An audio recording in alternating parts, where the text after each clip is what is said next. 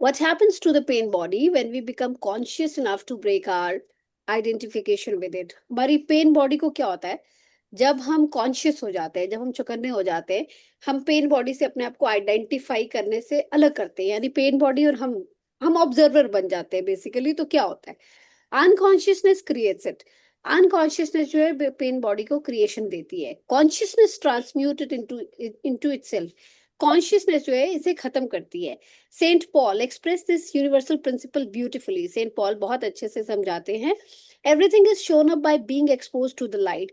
कि जो चीज, जिस चीज में हम प्रकाश से जिस चीज में हम प्रकाश डालेंगे, एक्सपोज करेंगे, वो जो है अपने आप में एक प्रकाश में तब्दील हो जाएगी। आई थिंक ये हमने पैराग्राफ पढ़ लिया था। Trying to do what would create inner conflict and this further pain, watching it is not enough, we need to become the observer of this pain body. uh, the pain body consists of trapped life energy that is split off from your total energy field and has temporarily, we have read this as well, ये हम पढ़ चुके थे। When you start to identify and become the watcher, the pain body will continue to operate for a while and will try to trick you into identifying with it.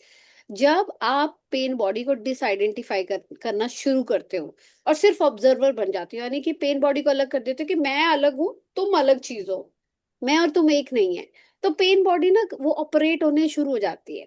कुछ देर तक operate होती है मतलब, and will try to trick you. लेकिन वो क्योंकि हमने पीछे पढ़ा ना कि वो चाह रही होती है पेन बॉडी कि आपको वो आ, अपने वश में, अपने कब्जे में ले, अपने ट्रैप में ले आए। लेकिन आपको ध्यान रखना है कि आप वॉचर रहोगे, आप पेन बॉडी नहीं बनोगे। पेन बॉडी अलग चीज रहेगी, आप ऑब्जर्वर या वॉचर ही रहोगे। Although you are no longer energising it through your identification, हालांकि आप कॉन्शियसली कह रहे हो, आप उसको एनर्जी नहीं दे रहे, it has a certain momentum. लेकिन क्योंकि ये काफी टाइम से चला आ रहा है तो इसका मोमेंटम बना होता है, जस्ट लाइक अ स्पिनिंग व्हील। जैसे कि साइकिल चल रही है, स्पिनिंग व्हील होता है ना, आपने देखा साइकिल चल रही है तो एकदम नहीं ब्रेक लगती, अब ब्रेक लगती है तो धीरे धीरे धीरे। तो किसी भी चीज को, गाड़ी भी रोकनी होती है तो एकदम नहीं गाड़ी लगती, वो धीरे धीरे धीरे ब्रेक लगाते हैं। मतलब कि उसकी स्पीड जो है धीरे, जैसे एक फास्ट पे 90 पे गाड़ी या 60 पे या 70 पे चल रही है तो उसको धीरे धीरे धीरे स्लो डाउन किया जाता है, आप एकदम 10 पे नहीं लेके आते हो। It has a certain momentum, and just like a spinning wheel that will keep turning for a while, even when it's no longer being propelled. हालांकि जब तक स्पिनिंग व्हील को आपने एक बार ये चक्कर चला दिया तो वो कुछ देर तक चलता रहता है ना। चक्कर तो आपने चलाया होता है, यानी कि थॉट को नेगेटिव तो आपने किया होता है, लेकिन एक बार आप करके अगर छोड़ दिया तो अपने आप नेगेटिव थॉट अपने आप घूमते रहेंगे, घूमते रहेंगे, घूमते रहते हैं। Same at this stage it may also create physical aches and pains in different parts of the body, but they won't last. Stay present and stay conscious. हमेशा आप प्रेजेंट में रहो, नहीं तो वो जो आपका पेन बॉडी है वो किसी न किसी फॉर्म में आपके बॉडी में दर्द या दिक्कतें पैदा करता है। Be the ever alert guardian of your inner space. आपको पता होना चाहिए कि मेरी इनर स्पेस किसी भी हालात में मैं खोऊंगी नहीं। Nobody has the right to access my inner space. You need to be present enough to be able to watch the pain body directly and feel its energy. It then cannot control your thinking. आप अगर इतने conscious हो जाते हो कि आपको पता होता है ये पेन बॉडी है, तो पेन बॉडी को भी समझ आने लग जाता है कि ये तो वॉचर या ऑब्जर्वर बन गया है, मैं इसको कंट्रोल नहीं कर पाऊंगा, मैं इसकी थिंकिंग को काबू नहीं कर पाऊंगा। अब ये मेरे ट्रैप में नहीं फंस सकता। The moment your thinking is aligned with energy field of pain body, you are identified with it and again feeding it with your thought. और जब आप पेन बॉडी के चक्कर में फंस जाते हो, उसकी एनर्जी से अपनी एनर्जी को अलाइन कर देते हो ना, कि एक थॉट नेगेटिव आया, उस थॉट का अगर तूल देने लग गए तो फिर तो आप फंस गए उसकी ट्रैप में। लेकिन जैसे ही एक नेगेटिव थॉट आया, आपने उसको नर्चर नहीं किया, आपने उसको तूल नहीं दी, तो आप उसके ट्रैप में नहीं फंसते। इसका मतलब जैसे ही कोई नेगेटिव थॉट आ रहा है तो उस जगह से उठ के चले जाओ, उस थॉट को रीशेप करके देखो, उस थॉट को रीविजिट गुड फॉर्म में करके देखो, उस थॉट में से मीनिंग निकालने की कोशिश करो कि मेरे लिए लेसन क्या था, बजाय कि उसका इम्पैक्ट नेगेटिवली लेने के। For example, if anger is the predominant energy vibration of the pain body and you think angry thoughts, dwelling on what someone did to you or what you're going to do him or her, then you have become unconscious and the pain body has become you. उसने कहा कि जब आप angry, let's say कोई emotion anger का emotion है, तो आपका पेन बॉडी का प्रीडोमिनेंट इमोशन जो है वो एंगर है, और एंगर अगर है तो इसका मतलब आपके गुस्से वाले थॉट आएंगे, और गुस्सा कैसे आएगा? आपके साथ किसी ने कुछ भी किया तो आपको वो एंग्री थॉट, आपको हर चीज में गुस्सा आने लग जाएगा, किसी की हरकत खराब लगेगी, किसी के बोलने कोई कुछ भी बोल रहा है उसकी बात का आप गलत मीनिंग लगा के गुस्से में आ जाओगे, कुछ भी आप एंग्री थॉट ही पैदा करते रहोगे। और what you are going to do to him और हर, या आप ये देख रहे होगे कि क्या आप उसके साथ करोगे या आप कैसे बदला लोगे। You have become unconscious and pen body has become you. अब इस केस में क्या हुआ, आप अनकॉन्शियस हो, वन मोमेंट, तो पेन बॉडी जो है आप पे काबू कर लेती है, वो और आप एक बन जाते हो। Where there is anger there is always pain. ये आई थिंक ये हम डिस्कस किया है कि जहां पे एंगर, कोई भी इंसान अगर आपको गुस्सा कर रहा है, तो गुस्सा, मैं उस दिन भी शायद मेरे को रिकॉलर ने बताया था, गुस्सा आउटकम है, गुस्सा किसी चीज का कारण नहीं है, गुस्सा अफेक्ट है, उसके पीछे कॉज कुछ और होता है। तो व्हेन यू स्टार्ट ड्वेलिंग कि किसी को गुस्सा आ रहा है, तो गुस्सा आ रहा है जो है वो वजह नहीं हो सकती, गुस्सा आ रहा है उसके पीछे रीजंस कुछ और है, कॉजेज उसके अंडरनीथ डीप डाउन कुछ और पड़ा हुआ है। और when a dark mood comes upon you, you start getting into a negative mind pattern and thinking how dreadful your life is. Your thinking has become aligned with the pain body and you have become unconscious and vulnerable to the pen body attack. जब आप negative thought में dwell करने लग जाती हैं तो pen body जो है आपको आपको ट्रैप में, कंट्रोल में ले लेती है।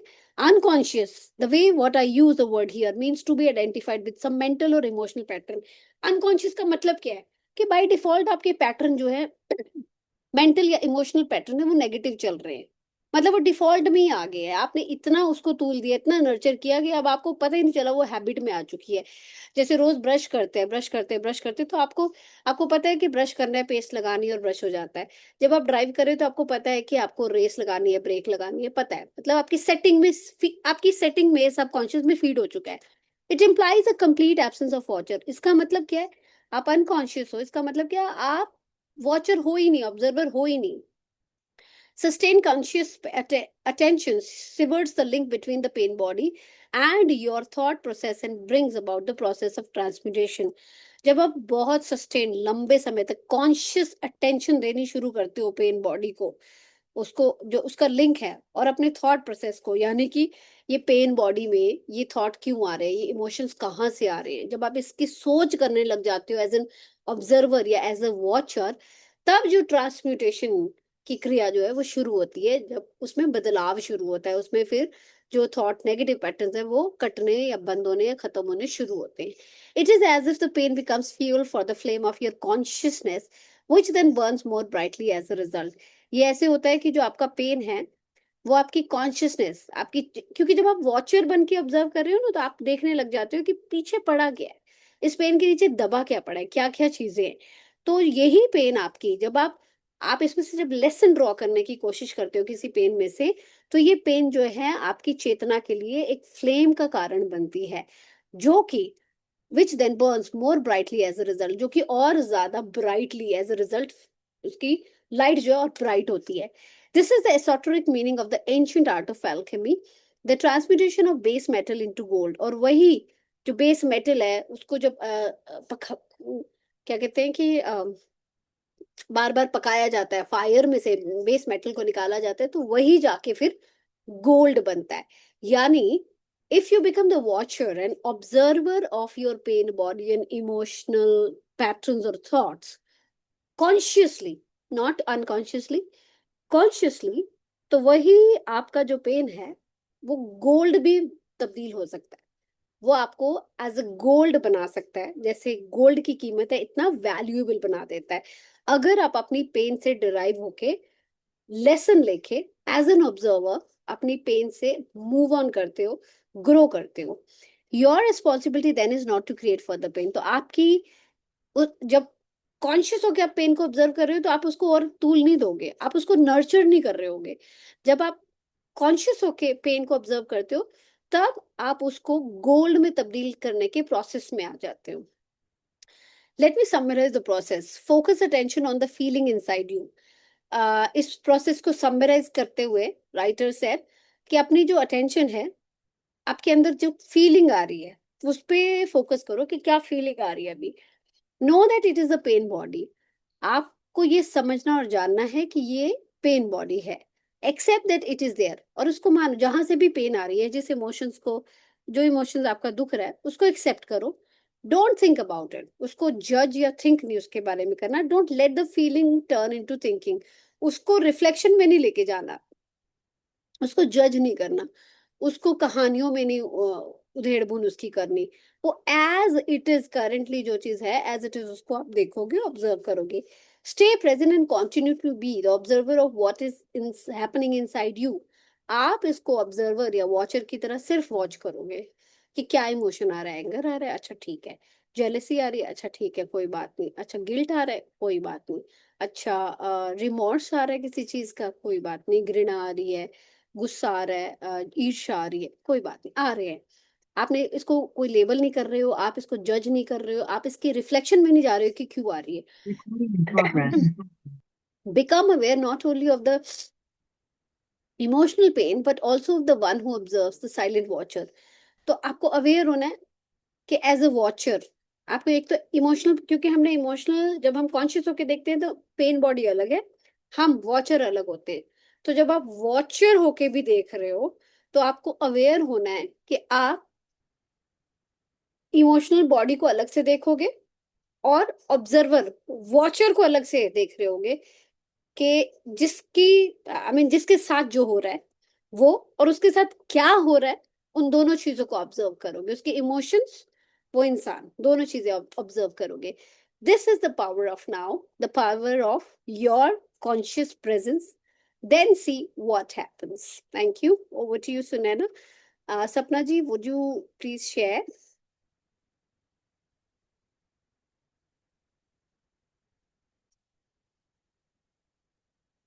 आप आपने मैच किया कहाँ से कनेक्ट हो रहा है? यस, ये यहाँ से है। संचित दुख के साथ अहम का तादात्म्य हो जाना। All right Sunaina, over to you. Thank you Tushar. Thank you Sapna ji. Thank you so much, welcome. संचित दुख के साथ अहम का तारतम्य हो जाना।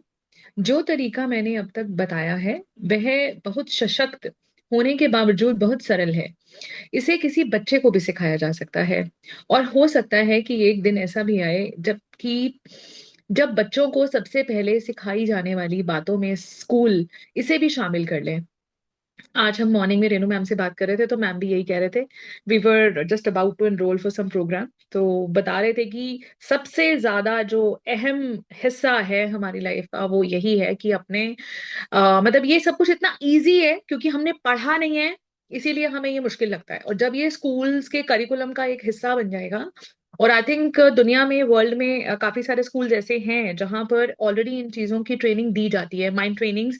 चाइना में कहते हैं कि मेंटली लोग बहुत ज्यादा पावरफुल होते हैं बिकॉज उनकी यहाँ ट्रेनिंग्स के अंदर इन्वॉल्व होता है mind trainings, emotional training, feeling trainings. And even Japan के अंदर भी कहते हैं कि बचपन से ही ये उनके किंडरगार्टन में ही शुरू हो जाता है उनका ये करिकुलम।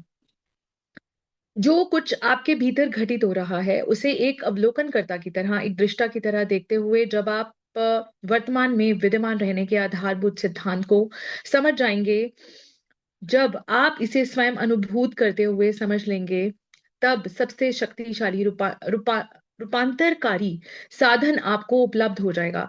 मतलब ये सबसे इजी तरीका इन्होंने बताया है कि आ, मतलब इसमें आपको कुछ करना ही नहीं है, आपको जस्ट एक ऑब्जर्वर की तरह बिहेव करना है, कुछ नहीं करना। जैसे तुषार ने भी बताया अभी कि आपको कुछ टैग नहीं लगाना है, कुछ लेबल नहीं लगाना है, जस्ट उसको रिकॉग्नाइज करना है कि वो किस तरह की थॉट है, जस्ट इतना ही लेबल आपने लगाया उसको कि ये, हाँ मुझे गुस्सा आ रहा है तो आ रहा है, मुझे ये महसूस हो रहा है तो मुझे हो रहा है, दैट्स इट। जैसे आप उसको एक्नॉलेज करते हैं, उसका जो पावर है वो ऑटोमेटिकली जो है वो मतलब कम हो जाता है, गिरने लग जाता है।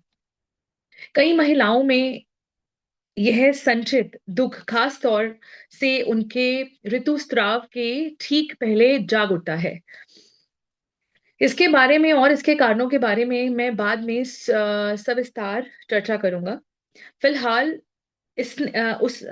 उनसे मेरा इतना ही कहना है, अगर आप उस खास वक्त में भी सजग बनी रह सकें, वर्तमान में विद्यमान रह सकें और आपके भीतर जो भी कुछ हो रहा है उसे खुद पर हावी ना होने दें, बल्कि उसे आप ध्यान, जस्ट अ मोमेंट, बल्कि उसे आप ध्यान से बस देखें तो आपकी वह अवस्था आपके लिए सबसे शक्तिशाली आध्यात्मिक अभ्यास का एक अवसर प्रदान करने वाली हो जाती है। और ऐसे में अतीत के तमाम दुखों का तत्काल रूपांतरण संभव हो जाता है। तो जैसा उन्होंने बताया कि मंथली जो हमारी प्रॉब्लम्स आती हैं, मतलब जो भी हमारे पीरियड्स रहते हैं, तो उसमें भी मतलब जो है हम हमारे जो हार्मोनल चेंजेस हैं वो काफी ज्यादा आती है, मूड स्विंग्स होना शुरू हो जाता है लेडीज में। तो अगर वो इसके बारे में भी, जैसे कई लोगों का बिलीव बन जाता है कि ये मेरा जो पीरियड है स्पेसिफिकली ये ऐसा ही रहने वाला है, ये मेरा इन दिनों में ऐसा ही मूड रहता है, तो जब हम उसको एक लेबल लगा देते हैं और उसको बिल्कुल मतलब बिलीफ बना लेते हैं, एक सटीक सा बिलीफ बन जाता है। बिलीव बनने से क्या होता है कि जब भी वो अकर होने वाला होता है पीरियड, तो उसके बिल्कुल ठीक उसी समय पर हमें वो भावनाएं और वो जो है वो वैसा फीलिंग महसूस होने लग जाती है। हमारा जो बॉडी बेसिकली जो फीलिंग है ना, कहाँ स्टोर होती है, वो हमारे माइंड में भी और हमारे बॉडी के अंदर। जैसे तुषार ने बताया लास्ट टाइम कि सबकॉन्शियस माइंड कहाँ होता है, सबकॉन्शियस हमारे पूरे बॉडी के अंदर होता है। तो बॉडी जो है, एक बुक भी लिखी गई है इसके ऊपर, your body keeps your score. आप जो भी इमोशनल स्कोर रखते हैं, बॉडी उसका स्कोर हर वक्त जो है वो अपने अंदर रख रही होती है। उस स्कोर को कहीं ना कहीं अपने अंदर एक संजो रही होती है। जब जैसे ही मतलब वो सिचुएशन आएगी या कोई पैटर्न आएगा, और आपको अगर अपने पैटर्न को रिकॉग्नाइज भी करना है, तो उस पैटर्न को रिकॉग्नाइज करने के लिए जो आपके बॉडी में क्या मोमेंट्स होती हैं उससे आपको पता लग सकता है। तो जैसे ही आप इसके लिए सजग होना शुरू हो जाते हैं, सजगता जो है पहली सीढ़ी है किसी भी चीज को ट्रीट करने के लिए। मतलब अवेयर हो जाना, पता लगने लग जाना कि ये मेरा पैटर्न है और ये मेरा बना हुआ है, बस इसको रिकॉग्नाइज कर लेना ही उस चीज का पहला सोल्यूशन है। Meaning thereby this. Then संचित दुख के साथ अहम का तारतम्य हो जाना। जो तरीका मैंने अब तक बताया है वह बहुत सशक्त होने के बावजूद ये तो हमने पढ़ लिया है। तो तुषार, अच्छा, सपना जी कर रहे हैं, सॉरी। राइट। नैना इस जी बात चाहिए तो मैं करूं रीड, आपको रीड भी करना पड़ रहा है, एक्सप्लेन भी करना पड़ रहा दैट्स फाइन। अगर मैं यहाँ पर थोड़ा सा प्रॉब्लम आता है तो फिर मैं आपको दे है। देती हूँ। ठीक थैंक यू सो मच सपना जी। इस बात से इनकार नहीं किया जा सकता है कि अपने दुख से आप तारतम्य तोड़ते समय आपको अपने ही भीतर से उठने वाले बड़े भारी विरोध प्रतिरोध का सामना करना पड़ सकता है। यह बात तब और भी सही सिद्ध हो सकती है कि जब आप अपने जीवन के अधिकांश समय में अपने भावात्मक संचित दुख के साथ बड़े प्रगाढ़ रूप से तारतम्य में रहते आए हों और आपका सारा या अधिकांश स्वरूप उसी में रमा रहा हो। इसका अर्थ यह है कि अपने दुखी रूप स्वरूप को आपने अपने संचित दुख से ही निर्मित कर रखा है, और आप यही विश्वास करते आए हैं कि आपके मन द्वारा गढ़ी गई है कल्पित कहानी ही आपकी असल कहानी है। It's again a very big hint for all of us कि जब हमारे अंदर दुख पैदा होता है और हमारा जो मन है और जो हमारी जो मेंटल बॉडी है और जो फिजिकल बॉडी है, जिसमें जहां पर पेन हमारा इकट्ठा रहता है, जब वो मतलब एक साथ हो जाते हैं, तो कहीं ना कहीं वो इतना जो संचित जो दुख है उसमें हम इतनी भावना डाल देते हैं और इतना वो प्रगाढ़ रूप जैसे तारतम्य हो जाता है, और उसके साथ वो क्या होता है कि इतना प्रगाढ़ रूप ले लेता है हमारी ही भावनाओं में। जैसे कई बार ऐसा होता है कि हम बह जाते हैं और हमें डिप्रेशन सा महसूस होने लग जाता है। मैंने कितने लेडीज के साथ ऐसा स्ट्रगल करते हुए देखा है, स्पेसिफिकली एवरी मंथ जो हम एक स्ट्रगल से गुजरते हैं। मतलब उस समय में बहुत लोगों को मैंने स्मूथली उनका जो है वो पीरियड जाते हुए देखा है, और कई लोग ऐसे हैं जो उसी स्पेसिफिक समय में 1 या 2 दिन के लिए बहुत बीमार पड़ते हैं। या फिर ऐसा बहुत अलग अलग सिचुएशंस में आप अपने आसपास की सिचुएशंस में रिलेट भी करके देख सकते हैं कि मतलब जितना ज्यादा हमने उस चीज को मतलब महसूस किया होगा, उतना ही ज्यादा हमारा बॉडी जो है वो उसका मतलब प्रतिरोध सा करने लग जाती है, दिखाने लग जाती है, मतलब कि आपके अंदर कैसे इमोशंस चल रहे हैं। ऐसी अवस्था में अपनी तारतम्य को, अपनी पहचान को खो देने की नौबत आ जाने पर आपका अचेतन भय इसका जबरदस्त विरोध प्रतिरोध तो करेगा ही। दूसरे शब्दों में कहें तो ऐसा लगता है कि आप अपने चिर परिचित दुखी रूप स्वरूप को खो जाने का जोखिम उठाने और अज्ञात में प्रवेश करने की अपेक्षा उस दुख में ही रहना, यानी संचित दुख बने रहना ही शायद अधिक अधिक पसंद करते हैं। और ये भी बिल्कुल बहुत ही अच्छा, मतलब जिसको बोलते हैं कि शब्दों का जामा पहनाना, मतलब राइटर ने इसको बहुत ही मतलब बहुत ही सरल तरीके से समझाने की कोशिश की है। कि अगर आप, मतलब क्योंकि हमें ना दुख के, जब हम दुख में होते हैं तो उस दुख को महसूस करना, या वो हमने बाय डिफॉल्ट ही अपने एनवायरनमेंट से कहीं ना कहीं सीखा होता है। वो बाय डिफॉल्ट कहीं ना कहीं हमारे मतलब माइंड और बॉडी के अंदर जो है वो इतना रमा हुआ है।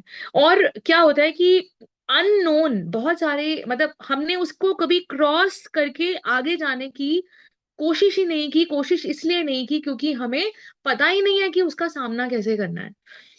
जैसे मुझे पता है कि मेरा मतलब एग्जाम है, और मुझे पता है कि मुझे एग्जाम से डर लगता है, लेकिन मैं एग्जाम की जब तैयारी करूंगी, एग्जाम में अपीयर होंगी और एग्जाम को दूंगी, उसकी तैयारी करूंगी, तो ही मुझे पता लगेगा कि एक्चुअल में मेरी तैयारी कैसी है। तो आज से पहले अगर हमें ये पता नहीं था कि इसका, हमें इसको मतलब अज्ञात, जैसे इसमें लिखा है कि अज्ञात में प्रवेश करने की अपेक्षा, हम मतलब वो अननोन में जाने की अपेक्षा की बजाय उस दुख को, मतलब वो दुख के अंदर रहने का ही प्रयास करते हैं, उसमें ही हम बने रहना पसंद करते हैं। क्योंकि उसमें हमें मतलब मजा आने लग जाता है। मजा क्या, वो कंफर्ट जोन बन जाता है। मजा तो आई थिंक मजा is not a right word, but yes comfort is a right word. कहीं ना कहीं जो वो इमोशंस हैं, मतलब हमें इतना कंफर्टिंग करवाने लग जाते हैं कि हमें लगता है कि यार we are sympathising with our own self. कोई हमारे साथ सिंपथाइज नहीं कर रहा है, बट हम तो कर रहे हैं ना अपने साथ सिंपथाइज। कि जो मेरे लिए और पर्सन फीलिंग नहीं क्रिएट कर पा रहा है, या मैं अपने एनवायरनमेंट से ये एक्सपेक्ट कर रही हूँ, या मतलब XYZ जो मेरी एक्सपेक्टेशंस है मैं वो लगा के बैठी हूँ। और वो मतलब आप उसमें रहना ही पसंद करते हैं क्योंकि वो और कोई क्रिएट नहीं कर रहा है, वो खुद ही कर रहे होते हैं, और खुद ही अपने आप खुद ही क्रिएट कर रहे होते हैं, खुद ही अपने आप को सेल्फ सिंपथी में चले जाते हैं हम लोग। इसका बहुत बड़ा नुकसान भी होता है हमें। मतलब उसमें एक पर्सन डिप्रेशन का शिकार हो सकता है, वो बीमारी में बने रह सकता है। उसको एक बीमारी के साथ साथ जो बाकी जो एसोसिएटेड डिजीज होती हैं, मतलब वो अट्रैक्ट होने का बहुत ज्यादा चांसेस रहते हैं। It's it's a very big thing. जैसे कहते हैं कि एक जब शुगर होती है तो शुगर के साथ ये भी एक बिलीफ बना हुआ है कि 10 बीमारियां अपने साथ ही लेके आती है वो बीमारी। जब तक हम मतलब अवेयर नहीं होंगे तो उससे बाहर निकल नहीं पाएंगे। तो उस अननोन के बारे में शायद अभी राइटर मुझे लगता है कि आगे बताएंगे कि कैसे उसको अननोन को हमें फेस करना है। अगर यह बात आप पर लागू होती है तो आप अपने अंदर उठने वाले इस विरोध प्रतिरोध को ध्यान से देखिए। अपने दुख के प्रति रहने वाली अपनी लगाव को ध्यान से देखिए। जैसे अभी हमने कहा कि जैसे हमें अपना एक कंफर्ट जोन मिल जाता है अंदर, उसको जब हम देखना स्टार्ट करते हैं तो देखने से ही वो डिसएसोसिएशन, डिटैच होने लग जाते हैं हम। मतलब वो दुख अलग होता है और हम अपने आप को अलग कर पाने में सक्षम अगर हो जाते हैं तो वो बीमारी हमारे बॉडी को कंट्रोल नहीं कर पाती है। It's a very very big thing. अत्यंत सजग सचेत हो जाइए। उस खास तरह के दुख की अनुभूति को ध्यान से देखिए जिसे आप दुखी रहने से हासिल करते आए हैं। अपने दुख के बारे में बातें करने या उसके बारे में सोचते रहने की अपनी बाध्यता को ध्यान से देखिए।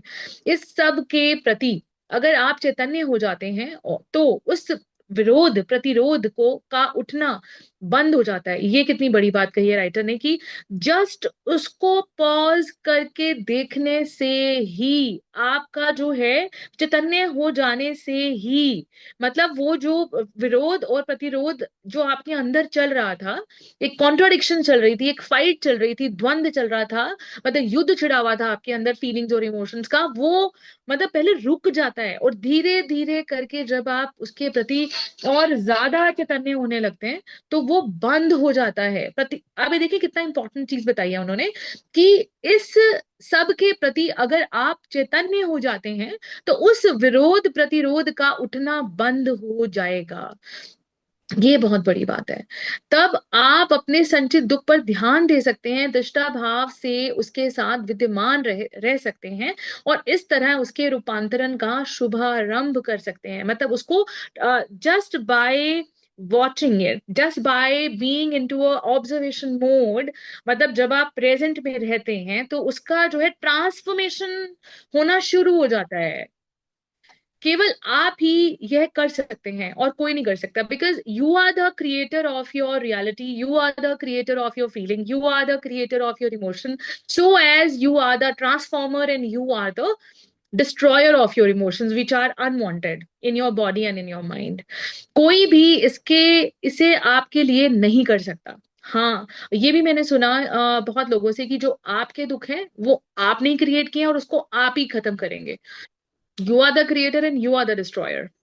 हाँ, सौभाग्य से अगर आपको ऐसा कोई मिल जाता है जो कि गहराई तक चैतन्य है, और अगर आप ऐसे चैतन्य व्यक्तियों के साथ रहने लगते हैं और विद्यमानता की अवस्था में रहते हैं, उनसे जुड़े रहते हैं, तो वह स्थिति आपके लिए मददगार अवश्य हो सकती है, और तब इस दिशा में प्रगति भी शीघ्र हो जाती है। वंडरफुल। अब मैंने एक सटीक सा एग्जाम्पल दिखा when I was in Buddhism, when I was in Brahma Kumaris, when I met with Renu ma'am, और जैसे ही मैम ने मुझे as a healer, she is a soul healer as well, तो जैसे ही उन्होंने मुझे बहुत सारी तरह की सोच के साथ अवगत करवाया, मतलब वैसे ही मुझे लगता है कि मैं चैतन्य होनी शुरू हो गई। और वो चैतन्यता की जो जर्नी है वो मेरी मतलब ऐसी कॉन्टिन्यूटी बनी रही।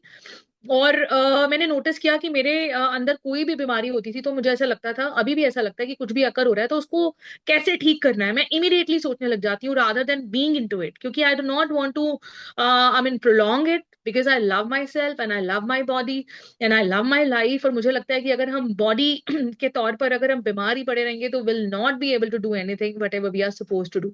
और बहुत सारे लोग शायद अपने आलस के कारण या किसी XYZ इमोशन के कारण ही जो वो ठीक नहीं होना चाहते, वो भी उनके अंतर मन की एक कोई ना कोई सोच होती है जिसकी वजह से मतलब पता होता है कि इसका जो सोल्यूशन है कहीं ना कहीं मेरे पास ही है, लेकिन किसी भी कारण से या अपनी वीक थिंकिंग के कारण, लेजीनेस के कारण या कोई लैक ऑफ रिसोर्सेज के कारण वो उसी में ही रहना पसंद करते हैं। इसके बारे में शायद ऑथर मुझे लगता है कि आगे बताएंगे और थोड़ा सा और he will put some light on that. नहीं, अभी ऊपर वाला रहता है सपना जी, या जी, केवल आप ही हाँ, सौभाग्य से अगर आपको ऐसा कोई मिल जाता है जो कि गहराई तक चैतन्य, और अगर आप ऐसे चैतन्य व्यक्तियों के साथ रहने लगते हैं और विद्यमानता की अवस्था में रहते हुए उनसे जुड़े रहते हैं, तो वह स्थिति आपके लिए मददगार अवश्य हो सकती है, तो तब इस दिशा में प्रगति भी शीघ्र हो सकती है। इस तरह आपका अपना प्रकाश तीव्रता से तेज होने लगता है। लकड़ी के जिस लट्ठे से सुलगना शुरू लकड़ी के जिस लट्ठे ने सुलगना शुरू ही किया हो, उसे अगर किसी ऐसे लट्ठे के साथ रख दिया जाए जो कि पहले से ही प्रचंड रूप से जल रहा हो, और फिर कुछ देर बाद उन दोनों को पुनः अलग कर दिया जाए, तो सुलगना शुरू होने वाला वह लट्ठा अधिक अधिक प्रचंडता से जल रहा होगा। मतलब जब दो लोग आपस में, कितना एक सटीक एग्जाम्पल दिया है ऑथर ने कि जब दो नेगेटिव माइंडसेट के लोग बैठे होते हैं तो एक सिचुएशन को किसी एक एंगल से देख रहे होते हैं, और ये हमने कितनी जगह पर सुना है कि वी पुट, मतलब जहां पर हम एनर्जी डालते हैं मतलब वो एग्जैजरेट होना शुरू हो जाती है, वो फैलना शुरू हो जाती है। और ये बहुत ही अच्छा एग्जांपल उन्होंने दिया कि सुलगती हुई लकड़ी के साथ अगर दूसरी सूखी लकड़ी को रख दिया जाता है तो वो भी साथ में सुलगनी शुरू हो जाती है। So I think we need to see we need to play our roles deliberately, और बहुत ही मुझे लगता है कि चैतन्यता के साथ जब भी कोई हमारे पास अपनी प्रॉब्लम लेके आता है या हम कहीं जा रहे हैं, तो हम जरूर देखें कि क्या मैं अपना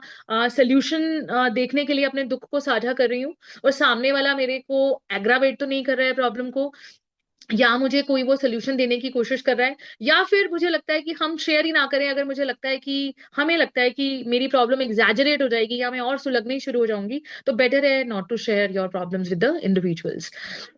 आखिर वह तो वह भी तो वैसी ही आग है, खुद ऐसी आग बन जाना ही एक आध्यात्मिकता गुरु का काम होता है। कुछ चिकित्सक भी यह काम बखूबी निभा सकते हैं, बशर्ते वे मन के स्तर पर से ऊपर उठ चुके हों, और जिस समय वे आपके साथ काम कर रहे हों उस दौरान में प्रबल विद्यमानता की अवस्था का सृजन कर सकते हों और उसे बनाए रख सकते हों। भय का स्रोत। जी, सपना जी थोड़ा सा स्क्रॉल करें ऊपर। भय को आपने हमारे प्राथमिक व आधारभूत भावात्मक दुख का एक भाग बताया है। भय पैदा कैसे होता है और लोगों के जीवन में यह इतना अधिक व्याप्त क्यों रहता है? ऑथर ये बताने की कोशिश कर रहे हैं कि जो रूट कॉज है वो फियर का क्या है। It's a very big thing. जब हम रूट कॉज से ही उस बीमारी को पकड़ लें, जैसे कई डॉक्टर्स होते हैं या कई आयुर्वेदा में भी जाते हैं, जैसे कई कहते हैं कि एलोपैथिक में कई चीजों का मतलब रूट कॉज नहीं फाइंड आउट होता है, तो बहुत सारे डॉक्टर्स ऐसे हैं जैसे कुछ होम्योपैथी या आयुर्वेदा में कहते हैं कि मतलब रूट कॉज पे जाने की कोशिश करते हैं। तो आज वो ये डिस्कस कर रहे हैं कि भय पैदा कैसे होता है, वो हमारे अंदर इतना अधिक व्याप्त क्यों रहता है, और अगर मुझे आग का डर नहीं होगा तो मैं अपना हाथ उसमें दे सकता हूँ और जल सकता हूँ। जो हमने आई थिंक पहले चैप्टर के स्टार्टिंग या कुछ पेजेस में हमने डिस्कस किया था कि डर का एक मात्रा में होना जरूरी है, अगर वो नहीं होगा तो हम मतलब पहाड़ से छलांग भी लगा देंगे, चलती गाड़ी में से हम कूद भी सकते हैं, या हम आग में अपने आप को झुलसा भी सकते हैं। अगर इतना डर होना जरूरी भी है, तो जहाँ मतलब लाइट है तो वहां डार्कनेस का होना जरूरी है। तो वो क्यों जरूरी है, वो ऑथर की परसेप्शन से हम उसको समझने की कोशिश करते हैं। अपना हाथ आग में न डालने के कारण यह नहीं है कि आप आग से डरते हैं, बल्कि यह है कि आप जानते हैं कि इससे आप जल जाएंगे, कि वी नो अबाउट इट, कि डालते ही मेरा हाथ जल जाएगा। ऐसे ही अगर हमें पता लग जाए कि ये दुख जो मैं किसी के साथ शेयर कर रही हूँ या आई मीन वो फैल जाएगा, अगर हम इस चीज को समझ लें और इस चीज को अपना बिलीफ बना लें और उसको सोल्यूशन सेंट्रिक अप्रोच के साथ किसी एक ऐसे इंडिविजुअल या हीलर या पर्सन या थेरेपिस्ट या आई मीन जो भी आपका मदद करता है उसके साथ, चाहे आपका फ्रेंड ही क्यों ना हो, मतलब उसको एक डिफरेंट पर्सपेक्टिव से देखने के लिए अगर वो आपको कोशिश कर रहा है, तो सर्टेनली हम वो दुख शेयर करने के लिए काबिल हैं, और वो भी मतलब अपना दुख सुनाने और सुनने के लायक है। बल्कि यह है कि आप जानते हैं कि उसमें इससे आप जल जाएंगे। अनावश्यक खतरे से बचने के लिए आपको डरने की आवश्यकता नहीं पड़ती है, बस थोड़ी समझ और सामान्य सी सूझबूझ की आवश्यकता होती है। ऐसे व्यवहारिक मामलों में अतीत से सीखे हुए सबक को लागू करना बड़ा कारगर रहता है। लेकिन अगर कोई आपको आग से या शारीरिक हिंसा से धमकी देता है, तब शायद आपको डर जैसी एक अनुभूति तो हो ही सकती है। डर की यह अनुभूति दरअसल खतरे से बचकर पीछे हटने की एक सहज, स्वाभाविक और प्राकृतिक प्रवृत्ति होती है, किंतु यह उस मनोवैज्ञानिक भय की अवस्था नहीं है जिसकी बात हम यहाँ कर रहे हैं। मनोवैज्ञानिक भय की अनुभूति किसी भी साक्षात, प्रत्यक्ष और सचमुच के खतरे की अनुभूति से बिल्कुल एक अलग चीज है। मतलब वो कह रहे हैं कि नॉर्मली मतलब जब भी हम, जैसे इसमें बता रहे हैं कि अनावश्यक खतरे से बचने के लिए आपको डरने की आवश्यकता नहीं पड़ती है, बस थोड़ी सी समझ। जैसे कई बार क्या होता है कि मतलब थोड़ा सा जो समझ बूझ है, जैसे मैंने किसी के साथ अपनी प्रॉब्लम को शेयर किया और उन्होंने कुछ पढ़ा हुआ था, on the basis of that उन्होंने मेरे साथ कुछ इनसाइट शेयर कर लिया, तो मतलब वो समझ बूझ जिससे उन्होंने अपनी लाइफ को सुलझाने की कोशिश की। जैसे हम थेरेपिस्ट के पास जाते हैं, वो डिटैच होता है और उनके पास बहुत सारी मोडालिटीज होती हैं, तो उन बहुत सारी मोडालिटीज में से वो एक मोडालिटी को आपको शेयर करते हैं, या आपको लगता है कि अगर एक समझ में नहीं आ रहा है तो वो दूसरा पर्सपेक्टिव समझाने की कोशिश करते हैं। तो वो अपनी समझ बूझ को साझा करने की कोशिश करते हैं, ताकि आप भी उसी मतलब कोई और अनहोनी होने से आप बच सकें, या कोई आपके साथ कोई घटना घट सकती है, उससे आप बड़ी घटना में घटने से पहले ही आप मतलब अपनी समझ बूझ का इस्तेमाल करते हुए उसको घटने से रोक सकते हैं। मीनिंग दिया बाय दिस, अब ये बता रहे हैं कि मनोवैज्ञानिक भय की अनुभूति किसी भी साक्षात, प्रत्यक्ष और सचमुच के खतरे की अनुभूति से बिल्कुल अलग चीज है। जो हमारा साइकोलॉजिकल फियर होता है, it seems to be the real one, but it might not be the real one. वो दिखता है कि मैं एक मतलब ये सच की घटना है, लेकिन जैसे ही आप उस भय को समझने की कोशिश करते हैं कि ये कितना रियल है, और इसको अगर मैंने एग्जीक्यूट कर लिया, या भय, तभी कहते हैं कि जब आप भयपूर्ण होते हैं या फिर बहुत एक्साइटेड होते हैं, तो लाइफ के बहुत इंपॉर्टेंट डिसीजंस शायद कहते हैं कि इसलिए नहीं लेने चाहिए, बिकॉज वो एक बहुत ही लोअर स्टेट से हम ऑपरेट हो रहे होते हैं। तो ये उन्होंने बताया कि सचमुच के खतरे की अनुभूति से बिल्कुल अलग है, कि रियल जो डर है और जो इल्यूजनरी जो डर है जो आपके माइंड में जस्ट पनप ही रहा है, वो रियल नहीं भी हो सकता है, वो अलग हो सकता है, दोनों अलग अलग हैं।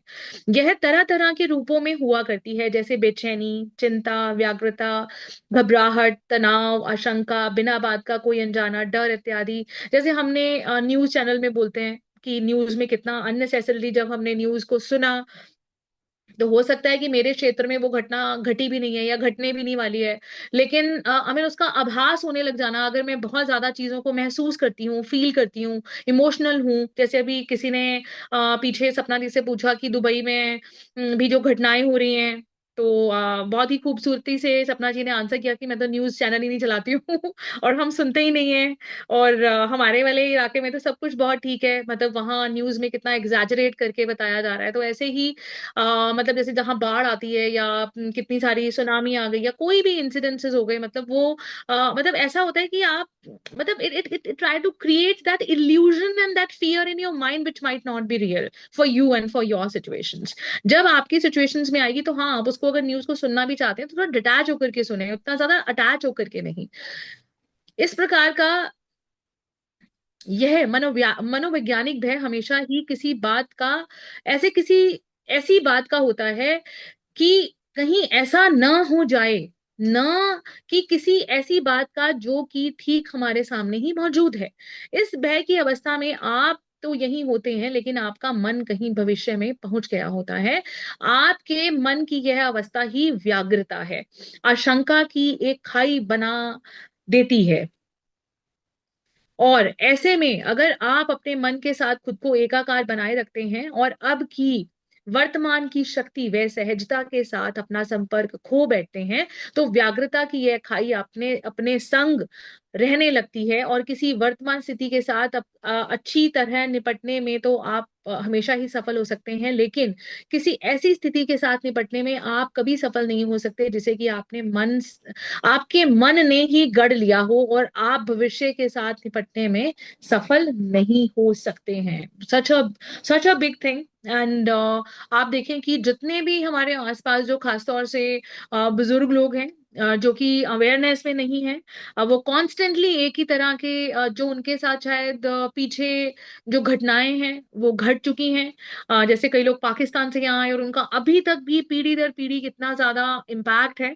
I just took one session, few sessions of family constellation, जिसमें जैसे मैं अपने रूट चक्रा पे काम कर रही थी, और रूट चक्रा पे ये पता लगा कि मेरे अंदर जो the kind of fear I am carrying, unknown fear I am carrying, वो कहाँ से आ रहा है। तो वो जब आया फील्ड पर तो पता लगा कि वो फील्ड वो कहाँ से आ रहा है। वो पीछे जब हमारे एंसेस्टर्स पाकिस्तान से आए थे वहां से, और जो अपने साथ उस समय पर इतनी भयावह स्थिति में मतलब वो डर को लेकर के आए थे, तो वो पीढ़ी दर पीढ़ी जो है वो कैसे ट्रेवल करता चला गया और हमें पता ही नहीं चला। और मतलब क्योंकि क्योंकि एजुकेशन सिस्टम उतना स्ट्रांग नहीं होता था, and by God's grace we must feel very lucky and very fortunate that we have been given so many new, I mean so many channels like YouTube पे, इंस्टाग्राम पर, और कितने सारे social media के platform है जहां पर लोग अपने मतलब कैसे प्रेजेंट में रहना है उसकी जानकारी को साझा करते हैं।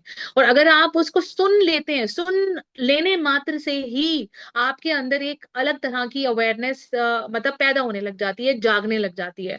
तो जैसे ही मतलब वो जो बता रहे हैं कि कैसे आप मतलब अगर आप मन को मतलब, और अगर ऐसे में अगर आप अपने मन को खुद को एकाकार बनाए रखते हैं और वर्तमान की शक्ति में रहते हैं, तो आप उससे जूझने में और निपटने में बहुत ज्यादा सक्षम हो जाते हैं। लेकिन जैसे ही उसका संपर्क आपके प्रेजेंट से टूट जाता है और आपने एजुकेट नहीं किया है, आपने कोई बेटर रेफरेंस लॉजिक क्रिएट नहीं किया है, तो आप उसी सिचुएशन को बिल्कुल पहले की तरह ही आप हैंडल करने वाले हैं।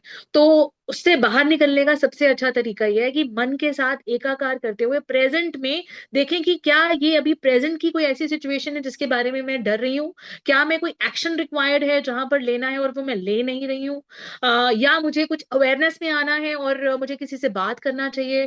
तो ये बहुत सारे फैक्टर्स हैं। जब आप अपने आप से ये सेल्फ टॉक में सेल्फ क्वेश्चनिंग करने लगते हैं, तो आपको अंदर से जो आपका इंटेलेक्ट है जिसको आपने एजुकेट किया होता है, तो वो आपको आंसर बैक भी करने लग जाता है। I have seen with my self with so many times I have seen this thing sorry.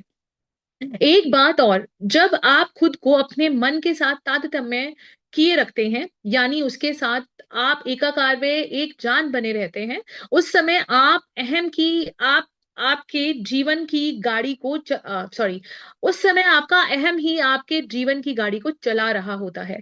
जैसे कि मैंने बताया भी है, अपने मायावी अपने मायावी स्वभाव के कारण और अपने रक्षा तंत्र के प्रति हमेशा चौबंद रहने के बावजूद अहम को हमेशा यही डर लगा रहता है कि उसे खतरा है और वह असुरक्षित है।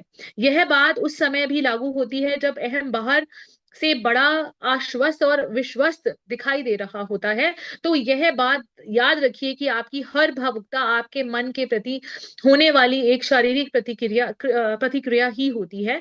वह कौन सा संदेश है, वह कौन सा संकेत है जो कि आपके अहम की तरफ से, आपके मन द्वारा रचित अपनी मिथ्या छवि की तरफ से आपके शरीर को लगातार मिलता रहता है। वह है खतरा, खतरा, मैं खतरे में हूं। और लगातार मिल रहा यह संदेश, वह संकेत कौन सा मनोभाव पैदा कर रहा है? भय और क्या। Wonderful, wonderful. आई थिंक इससे ज्यादा आसानी के साथ जितना उन्होंने एक्सप्लेन करने की कोशिश की है, मुझे नहीं लगता कि अभी तक मैंने कहीं इतना मतलब सरल तरीका जो है वो समझने की कोशिश की है। मतलब आपका जो फियर क्रिएटेड है, हो सकता है कि आपकी लाइफ में कोई ऐसा इवेंट हुआ है या कोई ऐसी सिचुएशन हुई है, जैसा कि अभी हमने डिस्कस भी किया कि जो पाकिस्तान वाली घटना है वो घट चुकी है ना। अभी ऐसे कोई सर्कमस्टांसेस नहीं है, अभी ऐसे कोई सिचुएशंस नहीं है। और मतलब it's been more than 70 years हम लोग आजाद हो चुके हैं और हम लोग आई मीन कितनी सेफ्टी के साथ रह रहे हैं। और टचवुड, मैंने अपने आसपास के माहौल में कोई ऐसा ऐसा विस्फोट तक सुना नहीं है। मतलब हम इतनी सेफ जगह पर रहते हैं। लेकिन आपके अंदर जो एक छवि क्रिएट हो जाती है, मतलब जो एक मिथ्या छवि जो आपके मन में ऑलरेडी है, वो उसको बार बार, क्योंकि आपने उसको ना एड्रेस नहीं किया है कभी, वो आपके शरीर को लगातार, मतलब क्या होता है, हमारा जो ब्रेन है वो फ्लाइट और फाइट मोड में जो है वो रहता है। वो आपको सेफ गार्ड करने की कोशिश करता है। तो वो आपको डर, मतलब जो फीलिंग या कोई आपने छवि किसी भी पर्सन के लिए, सिचुएशन के लिए, इंसिडेंट के लिए, इवेंट के लिए कुछ भी अपने दिमाग में एक छवि बनाई है, बिलीफ सिस्टम बनाया हुआ है, तो उसको जाकर के क्रॉस चेक करने की जरूरत है कि वो कितना रियल है। वो अभी तो नहीं है ना, इट हैपेंड और वो हो चुका। और शायद मैंने उसके लिए जो नेसेसरी स्टेप्स लेने थे वो भी मैं ले चुकी हूँ, और फिर मैं क्यों डर रही हूँ? तो जैसे ही आपने इसको रिकॉग्नाइज किया, तो वो जो खतरा है वो खतरा लगता नहीं है। वो लगता है कि यार this is not real actually, it happened with me. I mean 15 साल पहले, 20 साल पहले, या 8 महीने पहले, 10 महीने पहले, या कोई भी ड्यूरेशन हो सकता है इसका। वो घट चुकी है घटना, लेकिन उसको हम बार बार बार बार माइंड में रिप्ले करते रहते हैं। और वो एक्चुअल में हमें ये बता रहा होता है कि it has to be addressed. मतलब वो जो फियर है आपका, वो बता रहा होता है कि ये रियल नहीं है, और लेकिन हम उसको रियल समझ लेते हैं इन आवर ओन माइंड। हम उसको किसी और पर्सपेक्टिव से नहीं देखते हैं। तो जो हीलर है, जैसे मैं जब रेनू मैम के पास गई, तो उन्होंने जब मुझे थेरेपी दी, उन्होंने मुझे क्या दिया? उन्होंने मुझे पर्सपेक्टिव दिया उस सिचुएशन को देखने के। उन्होंने मुझे 4 नए पर्सपेक्टिव दिए, जिसको हम भय में सोच ही नहीं पाते हैं। एक्चुअल में भय आपको कुछ देखने नहीं देता, वो एक तरह से वो आपको सेफ गार्ड करने का काम कर रहा होता है। आपके लिए तो वो सेफ्टी होता है, सेफ्टी नेट होता है। लेकिन क्योंकि हमने उसका पर्सपेक्टिव बिल्ड नहीं किया है, तो कहीं ना कहीं वो हमें इंडिकेशन दे रहा होता है to see the situation from a different angle, from a different perspective. वो जैसे आप इंट्रोड्यूस करते हैं, आप प्रेजेंट में होते हैं और आप उसको सोल्यूशन बताने की कोशिश करते हैं और दिखाने की कोशिश करते हैं, और वो रियल होता है। और आई मीन आपका मन जो है वो कहीं ना कहीं उसको भी अडेप्ट कर लेता है, लेकिन वो पिक्चर दिखाने की जरूरत होती है उस समय पे। That's very important. I mean यही भय होता है। और इसको समझना कि फियर को रिकॉग्नाइज करना और फियर को ओवरकम करने के बारे में सोचने से ही सोल्यूशन हमें दिखने लग जाता है और मिलने लग जाता है। या you want me to read further? और क्योंकि 8 बज गए Sunana, हैं, it's 8 है ना? already. या It's 8, and you have already read 7 to 8 paragraphs ahead. 7 I am 8 so sorry. Paragraph आप आगे पढ़ चुके हो ऑलरेडी। 8 बज चुके हैं, तो हम आगे राइट। पिकअप नहीं कर पाएंगे। But yes, we can have the reflection, those who wish to share. Thank you Sapna ji for sharing. Thank you Sunana. Thank you both of you, thank you all of you rather, thank you. Yeah. बहुत अच्छे से explain किया। Thank you so much एक सपना जी। सांस में पढ़ भी रहे थे और एक्सप्लेन भी कर बिलीव मी, इट सीम्स जो आप लोग जो इतने टाइम से कर रहे हैं, इतने समय से कर रहे हैं, मोनिका जी कर रहे थे, आप करते हैं अपनी बुक रीडिंग क्लब में, it's a wonderful job that you guys do. It's a very responsible job कि उस चीज को समझना और समझाना। I am really thankful to all of you for this thing. Thank you, thanks a lot. I hope that I am able to do justice with the duty which has been given to me, and I hope that समझ में आ रहा है और समझा पा रही हूँ। नहीं, बहुत अच्छे से समझाया सुनैना, तुषार ने भी, थैंक यू आपने भी। अमन, बहुत थैंक अच्छे। You, thank you. Thank you.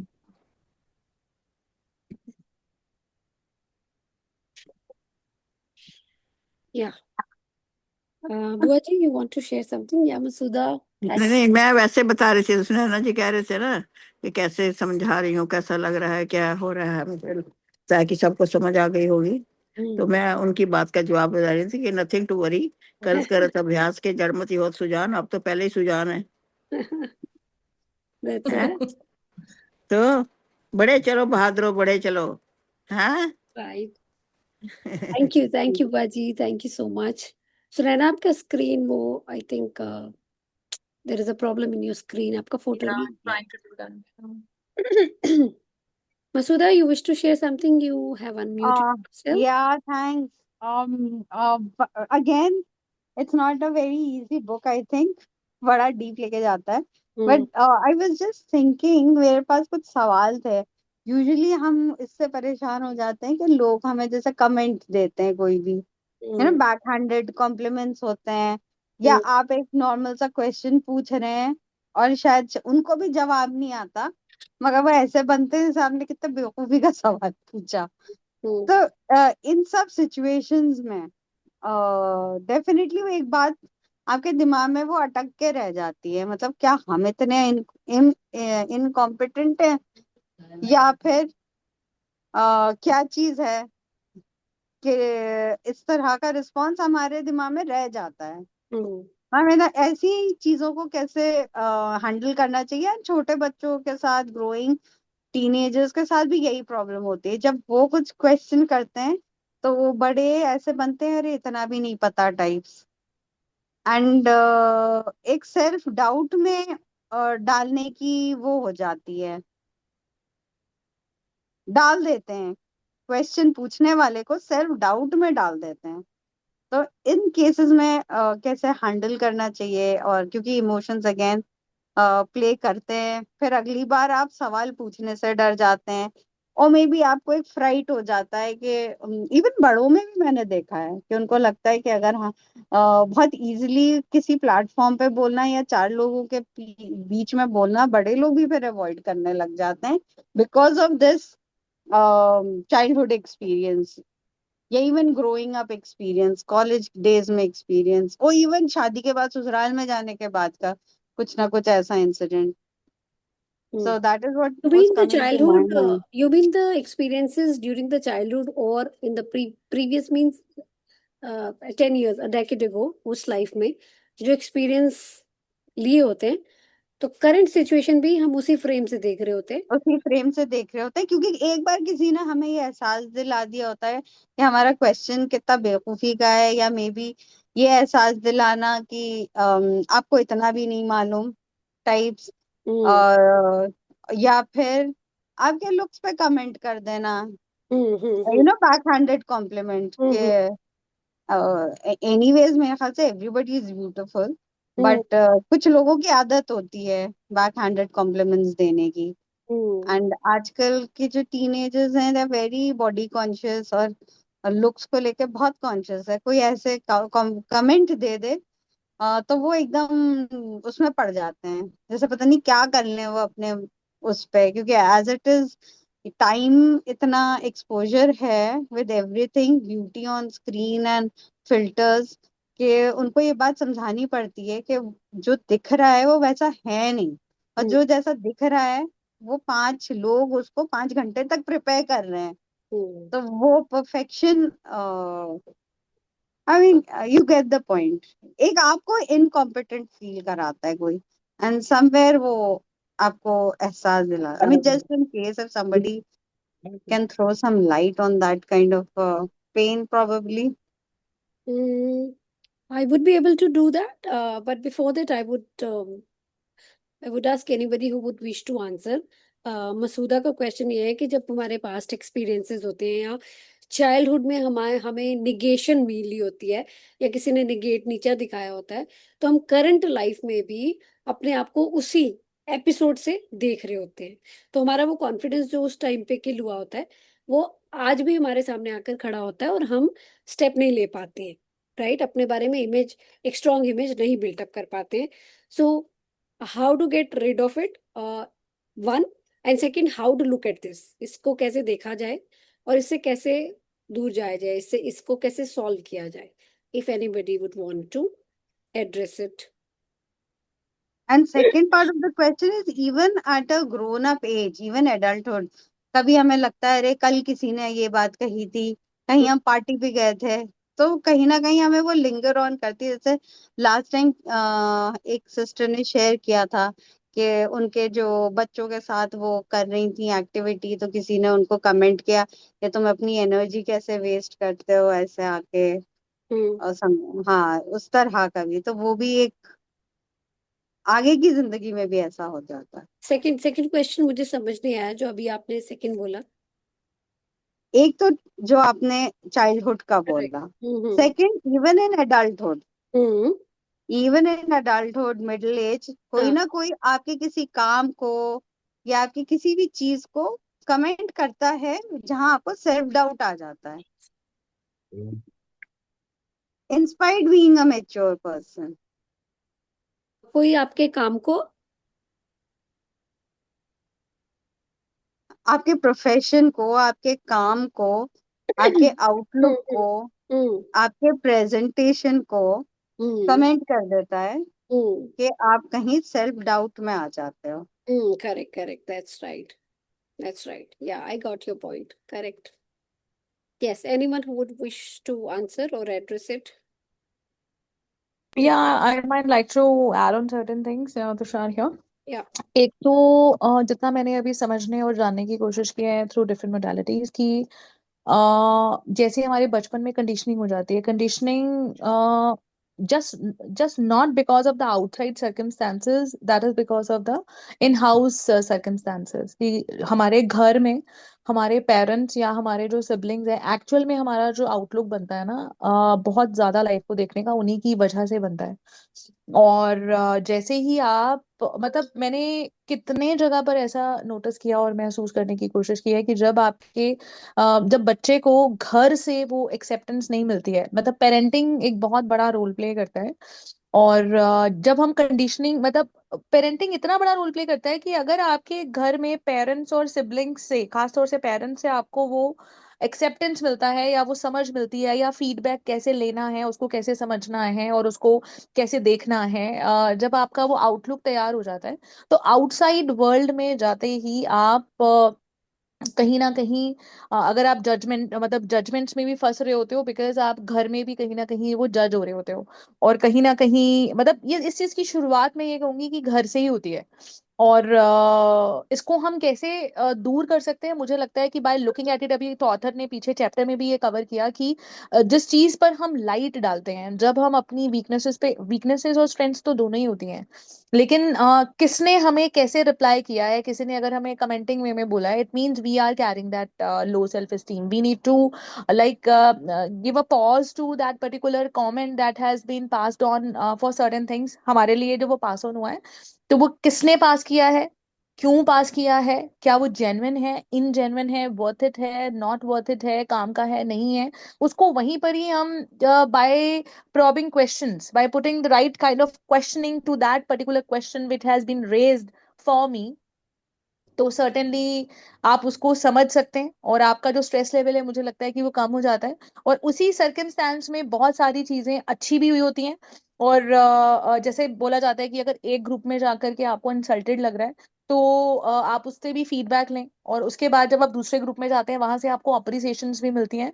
तो इसीलिए जब लाइफ में आपके इवेंट्स या इंसिडेंसेस हुए हैं, तो by looking at our positive things as well, जैसे अगर सपोज मैंने घर में 50 चीजें मैंने सीखी भी हैं, मैंने 10 चीजें नई भी सीखी हैं, तो 50 चीजें मैंने सीखी भी हैं, तो मुझे उन 50 चीजों के बारे में, अपनी स्ट्रेंथ्स के बारे में मुझे पता होना बहुत जरूरी है. And we need to be, first of all we need to be neutral. बच्चे को ये सिखाना कि जो फीडबैक है ये किस पॉइंट ऑफ व्यू से आ रहा है, किस पर्सपेक्टिव से आ रहा है, उसको समझने और जानने, मतलब उसमें प्रतिक्रिया, मतलब रिएक्शन देने की बजाय उसको रिस्पॉन्स में कन्वर्ट करते ही मतलब मुझे लगता है कि उसको ध्यान देने लगते ही आपका आधे से ज्यादा विजडम तो वहीं डेवलप हो जाता है, जब आप राइट काइंड ऑफ क्वेश्चन पूछते हो सामने वाले से। तो मुझे लगता है कि वो वहां पर मतलब उसका जो अफेक्ट है ना कमेंट का, जो पेनफुल लग रहा होता है, पेनफुल कमेंट नहीं होता है, हमारे अंदर एक अपनी इमेज होती है जिसकी वजह से हम उस कमेंट को उस तरीके से ले रहे होते हैं। That's what I have realize. जब आप एनएलपी की प्रैक्टिस को करने की कोशिश करते हैं तो जो ट्रेनर है आपको ये बताते हैं कि लाइफ के कितने सारे इवेंट्स ऐसे भी हुए हैं जहां पर बहुत ही पॉजिटिव हुआ है आपके साथ और आपने क्रिएट किया है। आपने 10 काम, 50 काम, 60 काम आपने नए सीखे हैं, है ना। उन उन चीजों के लिए आपको मतलब अपने आप को अप्रिशिएट करना, एक्नॉलेज करना और उसके बारे में पता होना, यकीन मानना अपने लिए, वो बिलीफ सिस्टम डेवलप करना। आई थिंक जब आप उसको धीरे धीरे करके रिकॉग्नाइज करना शुरू करते हैं या बच्चे को भी बताना शुरू करते हैं कि these are the actual good points in you, these are good points about you, but उसको फीडबैक भी देना, जैसे पेरेंटिंग में बोला जाता है कि connection before correction is a very big term and a very common term they use it, कि जब आप किसी को कोई फीडबैक दे भी रहे हैं या ले भी रहे हैं तो उससे कनेक्ट हो पहले, करेक्शन करने से पहले। तो उसका जो इफेक्ट है वो थोड़ा सा ज्यादा बेटर आता है। और मैंने अभी अभी इस चीज को इंट्रोड्यूस की है अपनी लाइफ में कुछ समय पहले ही। जैसे मैं सिद्धार्थ को, माय सन, मैं उसको कोई चीज कहने भी लगती हूँ तो पहले मुझे समझ में आ जाता है कि उसका शायद इस चीज को लेकर के एक आउटलुक बना हुआ है। तो फिर मैं उसके साथ उसको पहले कनेक्ट करने की कोशिश करती हूँ, उसको रिएक्शन को अपने रिस्पॉन्स में कन्वर्ट करती हूँ और फिर मैं उसको वो बात कहने की कोशिश करती हूँ और उससे 3-4 बातें पहले मैं उसको पॉजिटिव बोल चुकी होती हूँ, अप्रिशिएट कर चुकी होती हूँ, अपलॉड कर चुकी होती हूँ। और फिर मैं वो फीडबैक मैंने अपनी मतलब बॉडी लैंग्वेज में बहुत चेंजेस लाने की कोशिश की। अगर हम घर में ही बात करते हैं, मतलब आउटसाइड सर्कमस्टांसेस तो हमारे कभी भी हमारे हाथ में नहीं होते हैं, कभी भी नहीं होते हैं। हमारा उनके प्रति जो रिस्पॉन्स है वो हमारे हाथ में होता है हमेशा। तो यही चीज मैं सिद्धार्थ को एग्जाम्पल्स के थ्रू बताने की कोशिश करती हूँ और उसको ये एनालाइज करने की उसको एबिलिटी दे रही होती हूँ कि फीडबैक्स बहुत ज्यादा इंपॉर्टेंट होते हैं और जेन्युइन फीडबैक्स तो बहुत ज्यादा इंपॉर्टेंट होते हैं और ये लाइफ में आपको ग्रो करने के लिए मदद भी करते हैं। और आप ये मतलब उसको एनालाइज करने की कोशिश किया करो, उसको अपने ही माइंड में उसको डिफरेंशिएट करने की कोशिश किया करो, तो आप वहाँ रिएक्शन से बच जाओगे। और वहां पर आप मतलब जो आपको लो सेल्फ एस्टीम एकदम से बिल्ड होने लग रही है उस मोमेंट पे क्योंकि आप बहे चले जा रहे हो, कहीं ना कहीं मैंने देखा है कि बच्चों को घर में उतनी अपलॉड या एक्सेप्टेंस या जब अप्रिसिएशन नहीं मिलती है तो वो आउटसाइड सर्कमस्टांसेस में मतलब जो कंट्रोल है वो कहीं ना कहीं वो बाहर से सीख करने की कोशिश कर रहे होते हैं। ये भी एक फैक्टर रहता है। There are many other things also. I think I would like to give this chance to some other people as well who are present here.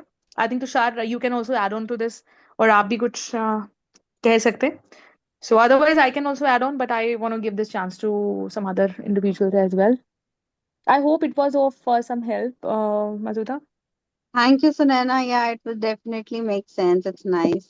It made me, it reminded me of the movie Clueless and all those girly gangs वाली जो movies होती है ना, जिसमें Yeah. जो leader होती है, ring leader, she's the rich one, the filthy rich one, but the poor one, क्योंकि उसको घर पे टेंशन नहीं मिल रही होती है और वो बाहर जाके कॉलेज में या हाई स्कूल में इतनी बुलिंग करती है बिकॉज शी गेट्स वो क्या कहना चाहिए, उसको कोई डोज मिलता है ना पॉजिटिव उसका, अपनी एक एस्टीम, सेल्फ एस्टीम बनाए रखने के लिए वो बुलिंग का मदद लेते हैं। And that's one of the reasons also of bullying, कि लोग एक्चुअली बहुत लोनली होते हैं जो बुली करते हैं, and that's how they Mm. Make it up. या Yeah. I think we need to talk about more about like body language, verbal communication, non-verbal communication, how to find out through non-verbal communication आप किसी के tone से ही उसके gesture को, उसकी intention को समझ सकते हैं। Sometimes या people are not really perfect enough in giving those feedbacks also. हो सकता है कि वो या फीडबैक जेन्युइन हो लेकिन उसका बताने का तरीका भी गलत हो सकता है, but it up to me. अगर मैंने उसको वो पर्सपेक्टिव बिल्ड करने में उसको हेल्प किया है और मैंने प्रैक्टिस किया है एट होम, तो उसको कहीं ना कहीं रेफरेंस होगा कि फीडबैक को कैसे हैंडल करना है। अगर उसको कोई नेगेटिव फीडबैक भी मिल रहा है तो उसको रिस्पेक्टफुली और उसको बिना हर्ट हुए आपको एब्जॉर्ब, मतलब उसमें एब्जॉर्ब होने की बजाय उसको ऑब्जर्व करते हुए, जैसा राइटर ने भी बताया, राइटर ने पूरे 2 चैप्टर्स के अंदर ऑब्जर्व करने के लिए बार बार बोला है कि observe it, take a pause and observe it, कि whether it is of your use, genuine है, इनजेन्युइन है, नहीं है, रियल है, अनरियल है। और क्या आप अपनी, जैसे सपोज किसी ने प्रेजेंटेशन भी बनाई है, तो क्या आपने वो प्रेजेंटेशन की प्रैक्टिस की है? क्या वो रियल टाइम आपने अपने जो एल्डर्स हैं या जिनकी मदद से आपने वो पीपीटी बनाई है या प्रेजेंटेशन जो भी बनाई है, आपने उनके साथ प्रैक्टिस किया है? Have you done it with the right people? Have you done it with the right method? Have you develop that skill in you और नॉट? है ना, कि मैं अपने पैरामीटर्स को तो चेक कर लूं। जैसे अब मैंने घर पे लोगों को इनवाइट कर लिया कि मेरे घर पे 20 लोगों ने आना है, मेरे पास रिसोर्सेज ही नहीं है उनको खिलाने के लिए, बिठाने के लिए नहीं है, तो मैंने बुलाया उनको, तो गलती मेरी है ना। So we need to check it up कि if I am going and doing, तो बच्चे को पहले बिफोर हैंड उसको तैयारी करके भेजना। और अगर सपोज तैयारी नहीं भी करके गया है, फिर भी बच्चे ने करेज दिखाया और दिया स्टेज पे जाकर के, भले ही बच्चे के हाथ पैर कांप रहे थे और फिर भी उसने दिया, तो मुझे नहीं लगता कि बहुत सारे लोग ऐसे भी होते हैं जो उस भीड़ में मतलब समझ रहे होते हैं कि बच्चा कितना डरा हुआ है, और जो जेन्युइन लोग होते हैं, जो समझदार लोग होते हैं, वो वैसे ही बहुत अच्छे से फीडबैक देते हैं। हंसने वाले और हंसाने वाले मुझे लगता है हर जगह पे होते हैं। ये हम बच्चे को कैसे तैयार करते हैं घर में। और मैंने ये बहुत 80-80 साल के लोगों के साथ भी ये कॉम्प्लेक्सिटीज में देखा है, बिकॉज कहीं ना कहीं घर से जब बच्चे को एक्सेप्टेंस नहीं मिलती है, तो बच्चे का ब्रेकडाउन होता है। तो वो बहुत बड़ा इंपॉर्टेंट रोल प्ले करता है, जो मैंने नोटिस किया है। जो मैंने अभी सेशन दिया, आपने जो मैं बता रही थी आपको कि फैमिली कॉन्स्टलेशन में, उसमें लो सेल्फ एस्टीम इतना बड़ा रोल प्ले करता है। और बड़े बड़े लोगों के साथ ये आ रहा होता है कि पीढ़ी दर पीढ़ी just because of low self esteem and poor communication की वजह से बच्चों में अंडरस्टैंडिंग डेवलप नहीं हो पाती है, अपने आप के लिए एक्सेप्टेंस नहीं हो पाती है। मतलब ये बहुत बड़ी चीज, parenting is a very very big thing. जब आप घर पे ही बच्चे को इन सब चीजों को एनालाइज करना सिखा देते हैं, अपने आप को हम एजुकेट करते हैं, और उस एजुकेशन को हम शेयर करते हैं बच्चों के साथ, बशर्ते उनको एक इंटरेस्टिंग वे में अगर हम शेयर करते हैं, तो मुझे लगता है कि we can prepare them for outside world as well, कि उसको फेस कैसे करना है। इतना ब्रूटल अगर आपको किसी तरीके से आपको किसी ने फीडबैक दिया है या गंदे तरीके से दिया, तो this was their way, it was not you, it was him and his personality. अगर वो वाकई में मतलब उसको ये रियल टाइम उसको अगर हम तरीके से एग्जांपल्स देकर के समझाते हैं, तो मुझे लगता है कि बच्चे को समझ में आता है। हमें एक राइट लैंग्वेज को, राइट कम्युनिकेशन को डेवलप करना सीखना होगा, और वो सीखते ही आप बच्चों के साथ शेयर करें, तो मुझे लगता है कि वो सीख सकते हैं और सीख भी जाते हैं। या Thank you, thank you so much. Sunaina. So again, your example reminded me of a friend of mine जो 83 plus थी, a TED Talk presenter also, and LSI की economics honors, but somehow हाँ, well known personality. But you were right, वो अक्सर, I mean she was हम लोग की friendly chat होती थी, तो वो अक्सर अपना बचपन का वो बताती थी कि कैसे बचपन में उनका मजाक बनाया जाता था। तो even at that stage you tend to remember ये जो हर्ट होता है ना, verbal, somehow it's not that easy to forget. So that's very true. Parenting does have a role, and ये सब चीजें कैरी करती हैं लाइफ में, तो you really need to nip it at the bud at the right time.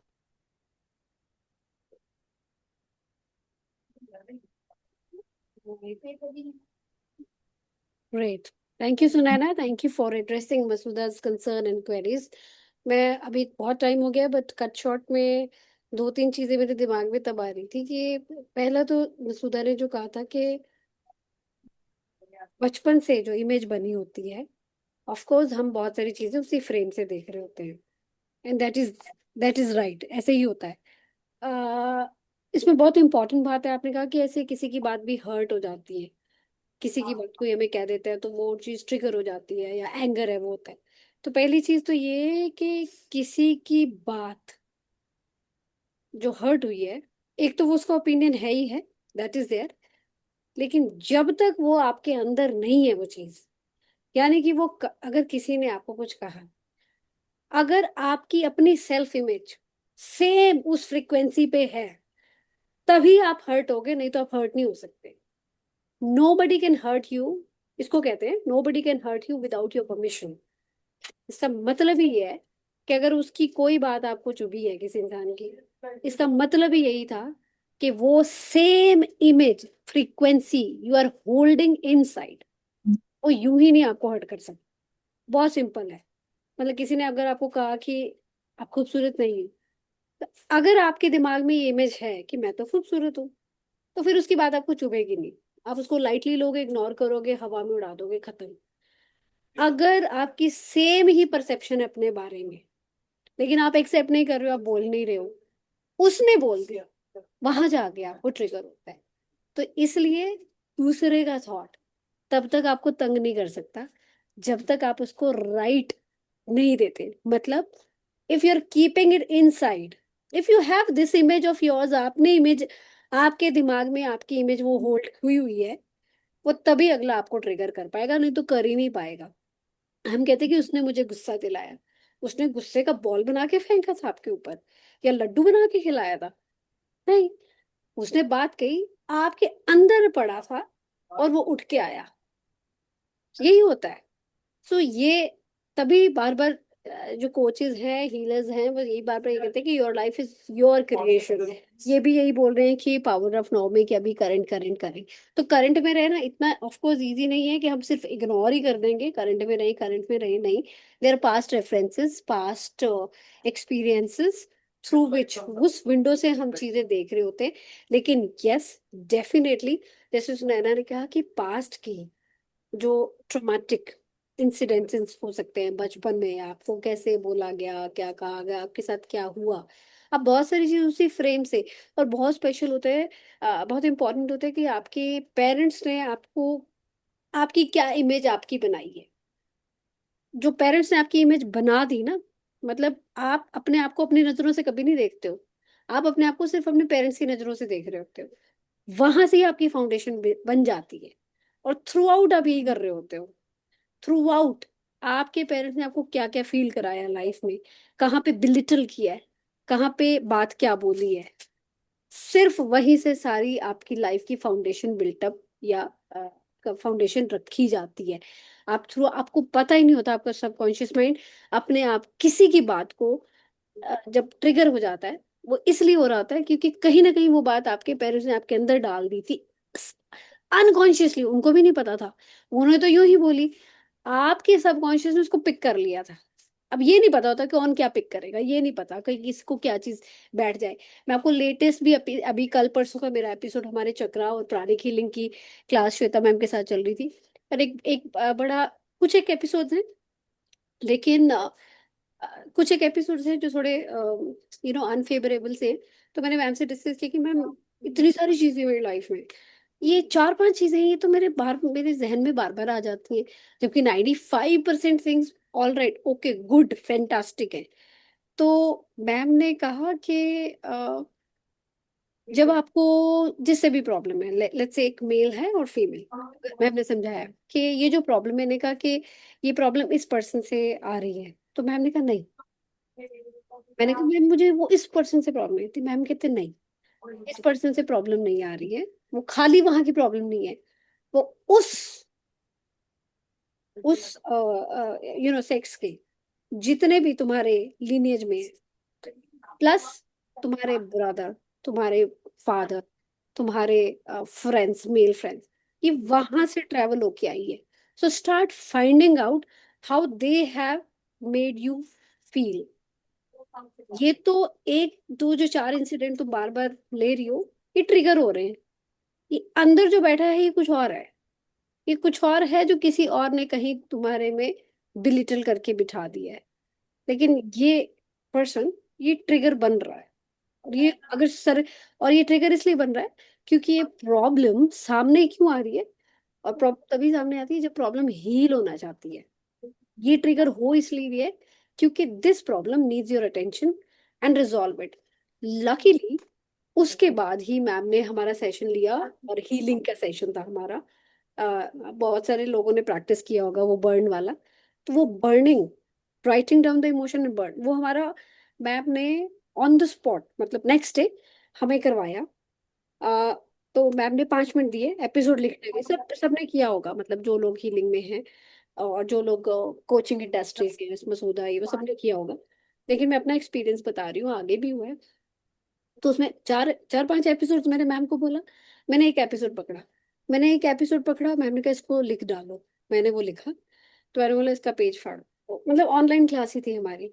और plate ma'am ने एक स्टील की प्लेट रखवाई थी, माचिस रखवाई। मैम ने कहा कि इसको बस देख, इसको मतलब वो ऑफ कोर्स ये जो राम वर्मा की भी टेक्निक सेम है, उनके कुछ चीजें मेरे को दिमाग में आ रही थी और कुछ मैम बता रहे थे कि इसको देख ही जाना है। तो वो जितना मैंने लिखा मैं इसको देखती रही, और पीसेस में बिल्कुल सारा पीसेस करके फाड़ती रही, पीस करती रही। अब ये सारा जो खेल हो रहा था, ये मेमोरीज का, मेरा सबकॉन्शियस माइंड वॉच कर रहा था। फाड़ के छोटे छोटे पीसेस हो गए। उसके बाद मैंने अपने सामने उसको आग लगा दी, टेबल पे। माचिस स्टील की प्लेट में या बाउल में, मैंने तो स्टील की प्लेट रखी थी या बाउल रख लो, सामने ही मैंने उसको आग लगाई। और सामने ही सारे, और मैंने कोई भी पीस, ऐसे होता है ना जब आग लगाती है तो कोई पीस रह जाता है, कोई बच जाता है, किसी को आग लग जाती है। आई मेड श्योर कि एवरी जो पीस वाइट बचा उसको भी मैं उठा के मैंने आग लगाई। मैंने उसको भी सारा सारा मैंने बर्न किया। उसके बाद कई लोग कहते हैं कि इसको ऐसे हवा में उड़ा दो, है ना, बट श्वेता मैम ने कहा कि इसको हवा में नहीं उड़ाना, आप इसको फ्लश ही करोगे। हवा फ्लश आउट मतलब कि ये एनर्जीज जो है बिल्कुल ग्राउंड में चली जाएंगी थ्रू फ्लश। मतलब आपकी जो आंखें हैं और आपकी मेमोरीज हैं, आपके जितने भी ऑर्गन्स हैं वो वॉच कर रहे हैं। तो वो इंसिडेंट्स मैंने लिखा, फ्लैश आउट किया। हालांकि प्रैक्टिस आगे की, लेकिन इतनी कॉन्शियसली मैंने नहीं की। मैं ट्रस्ट मी, एक मिनट, मैं वो इंसिडेंट जो मैंने फ्लश किया, जिसको बर्न किया, मैं कल से ना वो इंसिडेंट्स, मैं सच बता रही हूँ, मैं कल से वो इंसिडेंट याद करने की कोशिश कर रही हूँ। मेरे को वो इंसिडेंट्स याद ही नहीं आ रहा है। ये अमेजिंग है। मेरे को वो इंसिडेंट, मुझे पता है क्या हुआ है, मेरा मतलब सबकॉन्शियस माइंड ना एक्सेप्ट नहीं कर रहा है कि तेरे थॉट में आने दूं। तो मैं सोचती हूँ कि इंसिडेंट, मेरा थॉट ही नहीं जा रहा उस तरफ, वो वहीं के वहीं ब्लॉक लग गया है। सो ये इतनी अमेजिंग प्रैक्टिस, ये कल का ही एपिसोड है, इतनी अमेजिंग प्रैक्टिस की। तो मेरे अभी चार पांच ऐसे एपिसोड हैं। तो मेरे को बड़ा अच्छा लगा कि एक तो मैंने कहा इसको अभी सिंक होने दो, तो दूसरा एपिसोड उठाऊंगी और करूंगी, क्योंकि मेरे इतना ब्यूटीफुल कि वो थॉट मतलब ब्लॉक लग गया है वहां पे ना। अब मैं अगर मैं कॉन्शियसली उस तरफ अगर कोशिश करूं, लिख के पढ़ना भी नहीं है, लिख के वापस पढ़ना भी नहीं है, वो एपिसोड्स को लिख के तुरंत जला देना है। तो मैं कोशिश भी कर रही हूँ ना, अगर वो सोचूं कि वो हाँ हर्ट क्या था, वो आ ही नहीं रहा है। मतलब even if I am talking to you, मैं यहाँ पे शेयर भी कर रही हूँ, तो मेरे दिमाग वो एपिसोड ही नहीं आ रहा है। वो पता नहीं वहां पे ना ब्लॉक लग गया है, वो जा ही नहीं रहा है, मतलब वो थॉट ही नहीं उधर जा रहा। बाकी जब मैं एपिसोड देखती हूँ तो वहां वो फिर स्टोरी शुरू हो रही है चलनी, उधर नहीं जा रही है। तो मैंने कहा ये जो चल रहा है इसको मतलब इसका इसका मतलब यही हुआ कि हम बातें जो है वो बर्निंग कर दे तो वो हमारे अंदर से अपने आप ही निकल जाएंगी। हाँ बिल्कुल, ये तो बहुत बढ़िया प्रैक्टिस है। आपका सबकॉन्शियस माइंड जब हाँ। है ना, आपका सबकॉन्शियस माइंड वो बना रहे हाँ। थे दिमाग में।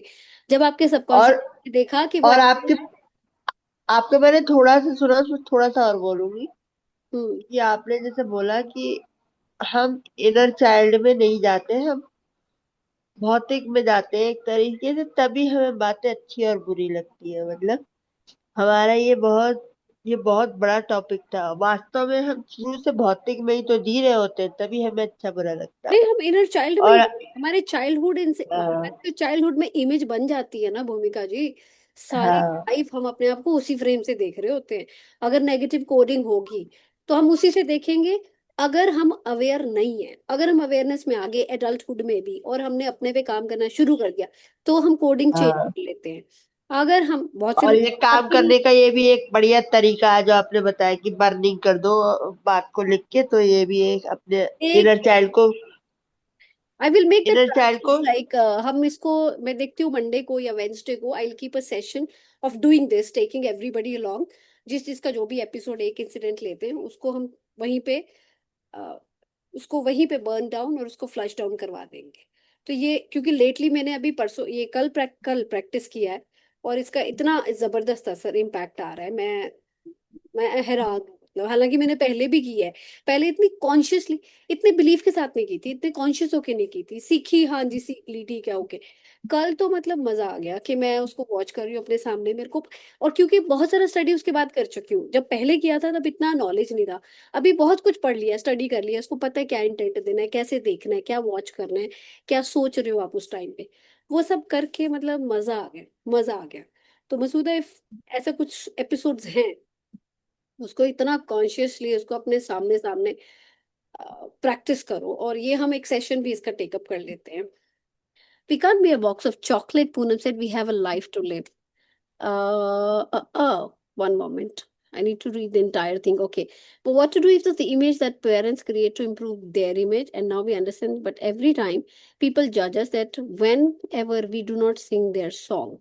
हाँ, that is there. देखो, ये एक और चीज है, अगेन एनएलपी का ही बात है कि आप हर कोई, देखो, जो पेरेंट्स भी है या हर कोई है ना, अपने तरीके से हर चीज बेस्ट ही कर रहा है, जिसको जितना बेस्ट पता है वो उतना ही कर रहा है।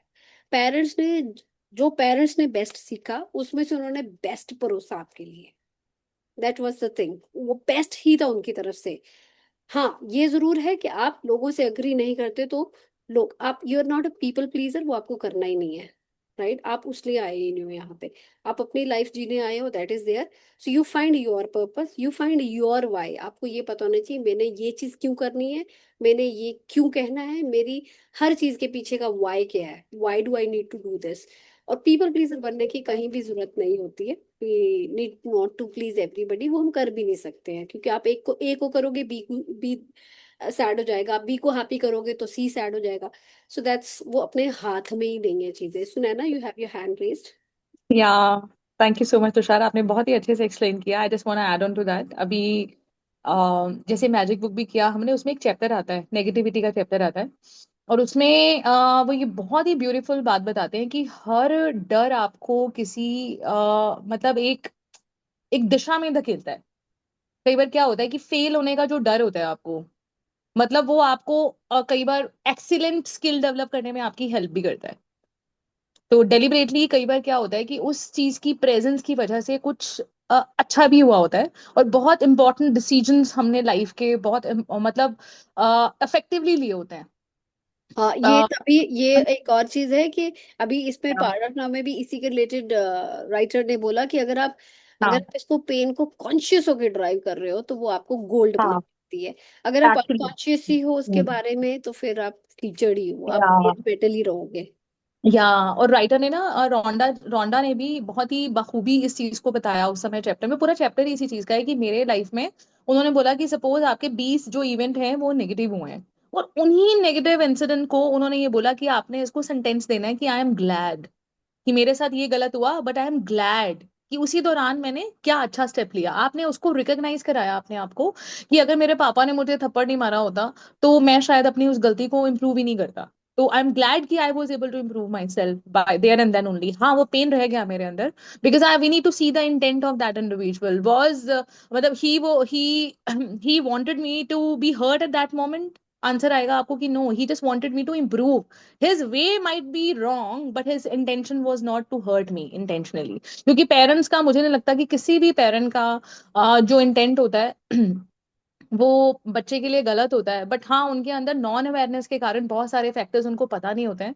इवन जो युवराज है जो कि क्रिकेटर हैं, वो अभी भी कहते हैं कि मैं ट्रॉमा, कई बार ऐसा लगता है कि मैं महसूस करता हूँ कि मेरे फादर ने मुझे, वो पब्लिकली बताते हैं कि मेरे फादर ने मुझे कितना मारा है एक अच्छा क्रिकेटर बनने के लिए। तो इन अ वे कि वो डिप्रेशन में भी गए, लेकिन डिप्रेशन में भी उन्होंने इतना अच्छा परफॉर्म करना सीखा, और उसके बाद जब उन्होंने थेरेपीज ली तो शायद तब रियलाइज हुआ कि अगर मेरे फादर, शायद मेरी पर्सनालिटी, ये फिर और डीपर लेवल है कि आप बाय डिफॉल्ट ही ऐसे लोगों को चूज करते हो अपनी लाइफ में। Because suppose I am a lazy, I got a very beautiful I got to know very beautiful example from one of our trainer, his name is Kshitij. उन्होंने बोला कि जैसे हम, ये हो सकता है कि थोड़ा सा गहरा है, माइट भी अभी देने वाला शायद नहीं है, बिकॉज मेरे पास उसको एग्जाम्पल को देने के लिए कोई ऐसा रेफरेंस नहीं है, सिर्फ उन्हीं का रेफरेंस है। जैसा उन्होंने बताया कि हम ऊपर से जब आते हैं तो अपने पेरेंट्स को, अपने जो बड़े इवेंट्स हैं उनको हम चूज करके आते हैं। Suppose by default I am a very lazy person, मैं लेजी रही हूँ अपनी प्रीवियस लाइफ टाइम में, और मैं इतनी लेजी हूँ कि भैया जब तक मेरे मतलब कोई बिस्तर में आग नहीं लगा देगा तो मैं उठूंगी नहीं, अलार्म तो बहुत दूर की बात है। तो ऐसा वो एग्जाम्पल बता रहे थे कि सपोज आपने अपने किसी एक ऐसे फ्रेंड को चूज किया, और उसने ऊपर वाले यहाँ आने से पहले एनर्जी लेवल पे बोला कि भाई मेरे अंदर लेजीनेस है, एंड उसको दूर करने के लिए you are the one who will play that negative role in my life so that I can learn that particular lesson, I can come out of that comfort zone of mind.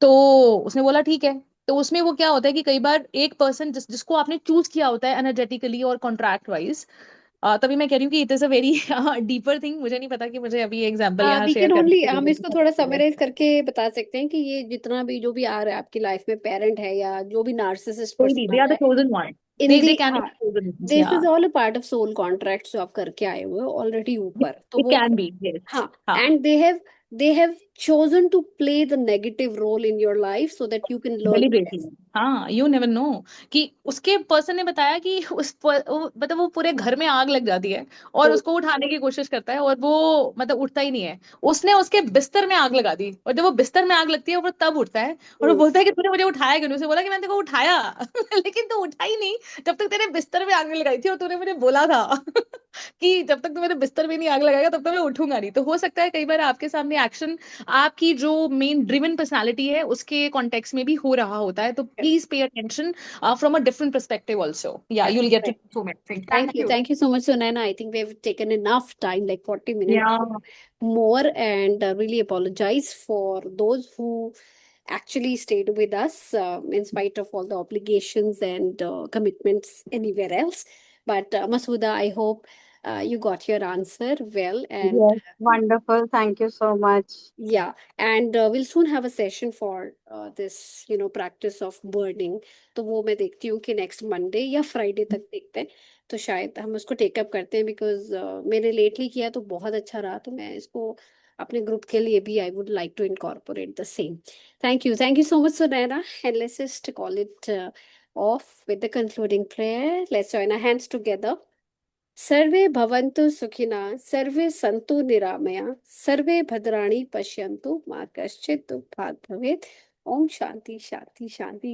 Thank you so much, everyone. Happy weekend. Shubhratri. Good night. See you on Monday, 7 to 8. Thank you. Thank you, Sunaina. Thank Thank you, everyone. you, Bye everyone. bye. Good night.